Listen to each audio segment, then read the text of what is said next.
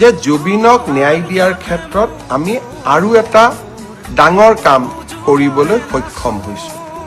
ন্যায়িক তদন্ত প্ৰথমবাৰৰ বাবে গুৱাহাটী উচ্চ ন্যায়ালয়ৰ মাননীয় মুখ্য ন্যায়াধীশগৰাকীক আমি আহ্বান জনাইছিলোঁ যে জুবিন গাৰ্গৰ মৃত্যুৰ তদন্ত কৰিবলৈ এখন জুডিচিয়েল কমিশ্যন ন্যায়িক আয়োগ গঠন কৰিব লাগে আৰু এই ন্যায়িক আয়োগত ৰিটায়াৰ্ড জাজ নহয়, অৱসৰপ্ৰাপ্ত ন্যায়াধীশ নহয়, হাইকোৰ্টৰ বৰ্তমান ন্যায়াধীশ এজনক নিযুক্তি দিব লাগে।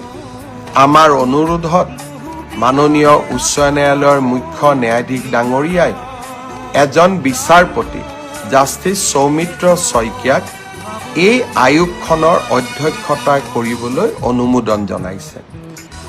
যিসকল লোকে এই বিষয়ত দৃষ্টি ৰাখে তেওঁলোকে নিজেই জানে যে হাইকোৰ্টৰ চিটিং জাজে জুডিচিয়েল কমিশ্যন হেড কৰা আমাৰ ৰাজ্যত ক'ৰবাত আগত এবাৰ বা দুবাৰ হ'ব পাৰে, কিন্তু ই স্বাভাৱিক নহয়।